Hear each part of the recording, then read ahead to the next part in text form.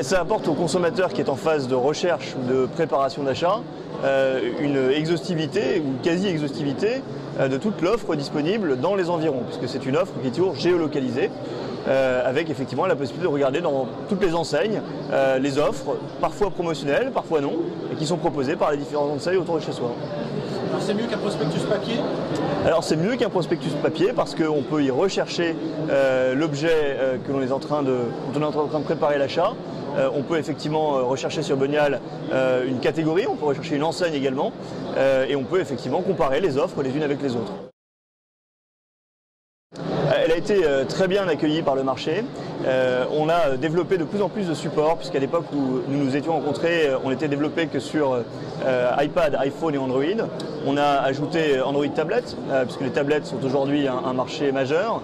Et côté tablette, on a également développé Windows 8 et Kindle Fire, qui sont deux supports d'avenir sur lesquels évidemment on a essayé de se positionner.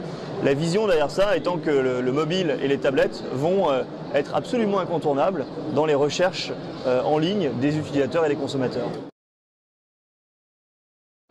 Alors aujourd'hui, Bonial est plutôt plus utilisé sur les smartphones pour des raisons de diffusion du nombre d'appareils, mais les tablettes sont en explosion aujourd'hui. 20% des foyers à peu près disposent d'une tablette et on s'attend à ce que ce chiffre évolue de manière extrêmement rapide.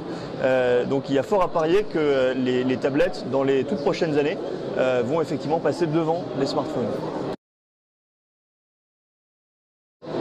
Oui, alors ce sont des choses que l'on fait déjà sur certains catalogues sur Bonial. Vous trouverez effectivement des liens ou même des vidéos contenues dans certains catalogues.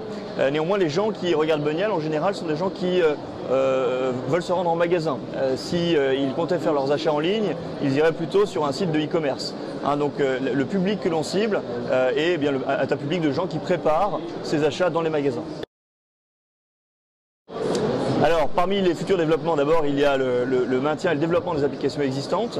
Il y a la gestion de nouveaux types d'offres avec la possibilité d'intégrer des fiches techniques particulières au catalogue, de faire vivre ce catalogue pour qu'il devienne effectivement plus interactif, plus multimédia. Et puis, il y a évidemment le développement de notre application auprès d'un public toujours plus large sur toutes les plateformes. Absolument, il y a des développements prévus dans les prochaines semaines, les prochains mois, mais je vous en dirai plus en temps utile. Merci beaucoup Mathias. Merci.